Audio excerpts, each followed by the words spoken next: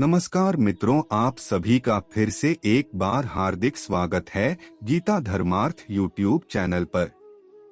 दोस्तों, मृत्यु इस संसार का एक ऐसा सत्य है जिससे हर एक व्यक्ति को डर तो लगता है, लेकिन इसके बारे में लोग ज्यादा से ज्यादा जानने के बारे में उत्सुक रहते हैं। हर एक व्यक्ति बिना मौत को गले लगाए यह जानना चाहता है कि आखिर मृत्यु आने पर मनुष्य को क्या क्या नहीं होता है और उन्हें इस दौरान कैसा एहसास होता है। तो अगर आपके मन में भी मृत्यु से जुड़े कुछ ऐसे ही सवाल उठ रहे हैं तो आप हमारे इस वीडियो में अंत तक जरूर बने रहिए। आज हम आपको इस वीडियो के माध्यम से बताने वाले हैं कि अंतिम समय पर आखिर क्या क्या दिखाई देता है। तो आइए सब मिलकर जानते हैं। दोस्तों, गरुड़ पुराण महान धर्म ग्रंथ है जिसमें जन्म से लेकर मृत्यु और मृत्यु के बाद का भी उल्लेख देखने को मिलता है। इस धर्म ग्रंथ में उन संकेतों और अनुभव के बारे में भी विस्तार पूर्वक बताया गया है जो मृत्युशैया पर लेटा यानी मृत्यु के अंतिम समय पर भी हर एक मनुष्य इसे अनुभव करता है। गरुड़ पुराण के अनुसार मृत्यु के कई महीने पहले ही मनुष्य को एहसास होने लगता है कि अब वह इस संसार को छोड़कर जाने वाला है। यही कारण है कि वह अपने बातों ही बातों में अपने परिजनों को संकेत देने की कोशिश भी करता है, लेकिन अज्ञानता के कारण पड़ी उसकी बातें समझ नहीं पाते और मृत्यु के आने से पहले मनुष्य का शरीर ठीक तरीके से काम करना बंद कर देता है। जब मृत्यु का अंतिम समय आ जाता है तब उस व्यक्ति की जीभ लड़खड़ाने लगती है और उसे स्वाद आना भी बंद हो जाता है।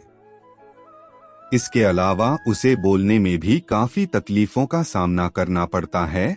और मित्रों, यही नहीं, मौत अगर नजदीक हो तो व्यक्ति को सूर्य और चंद्रमा का प्रकाश देखना भी बंद हो जाता है। साथ ही अगर मृत्यु कुछ दिनों की दूरी पर हो तो उस व्यक्ति को कई बार यमदूत भी नजर आने लगते हैं। उसे ऐसा लगता है कि उसके आसपास कोई है जो हर समय उसे परेशान कर रहा है, लेकिन यमदूतों की परछाई उसे नजर नहीं आती। और दोस्तों, यही कारण है कि मृत्यु के अंतिम समय पर व्यक्ति अपने आसपास खड़े लोगों से भी डरने लगता है और जो जोर से चीखता चिल्लाता रहता है।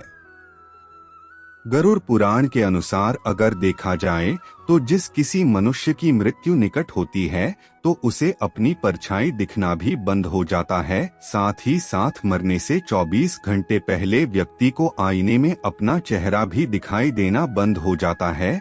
यहाँ तक कि उसे पानी या जेल में भी अपना चेहरा दिखाई नहीं पड़ता। अक्सर लोग मृत्यु से पहले रोते हैं या फिर किसी बात पर बेचैन और भावुक हो जाते हैं। ऐसा इसलिए होता है क्योंकि मृत्यु आने से पहले व्यक्ति को अपने द्वारा किए गए सारे अच्छे कार्य और बुरे कार्य याद आने लगते हैं। सर्वप्रथम उसे अपना बचपन याद आने लगता है, फिर नौकरी, विवाह और अपना परिवार, बच्चे, वो सब कुछ याद आने लगता है जिससे उसने अपना पूरा जीवन निकाल दिया। जब कोई व्यक्ति अंतिम समय में यह सब चीजें सोचता है तो उसे एहसास होता है कि वह जिन चीजों के पीछे जीवन भर भी भागता रहा वह केवल सांसारिक मोहमाया था और इन्हें पाने के चक्कर में वह कभी परमात्मा का नाम ले ही नहीं पाया। यह सोच सोच कर मनुष्य अंतिम समय में भावुक हो जाता है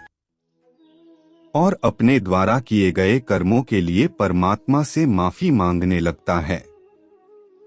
इसके अलावा गरुड़ पुराण में यह भी बताया गया है कि मरने से पहले व्यक्ति के शरीर से एक अजीब तरह की बदबू आने लगती है। साथ ही उसके शरीर में कोई संवेदना भी नहीं बचते। उस समय व्यक्ति को सुख, दुख, दर्द, इन सब का कोई भी ज्ञान नहीं रहता। वह केवल शिथिल शरीर की तरह हो जाता है। यह वही समय होता है जब मनुष्य का शरीर तो साथ छोड़ देता है, लेकिन उसका दिमाग अभी भी बार बार उसे भूतकाल के बारे में सोचने को मजबूर करता रहता है, जहां उसने कई तरह के अच्छे और बुरे कर्म किए होते हैं।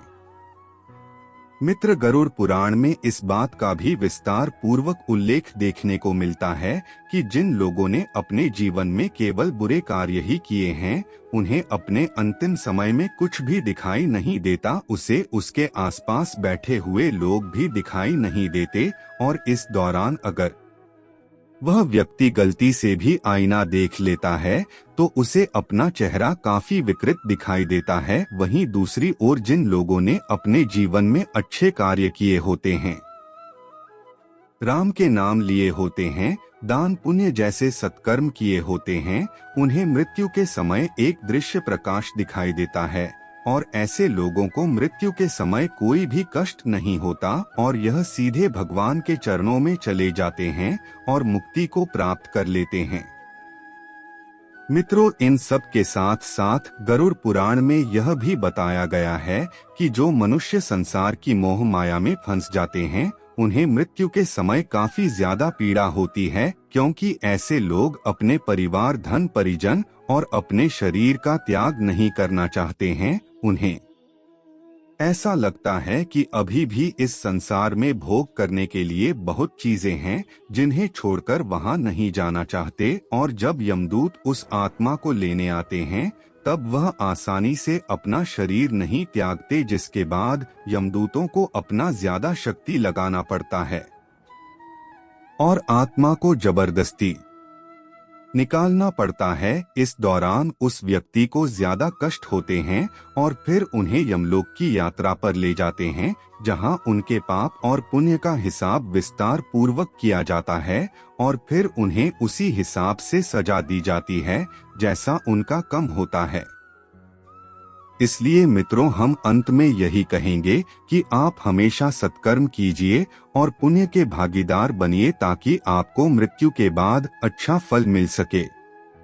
तो मित्रों, आज आपने जाना कि मृत्यु के अंतिम समय में व्यक्ति को क्या क्या दिखाई देते हैं और कैसा अनुभव होता है।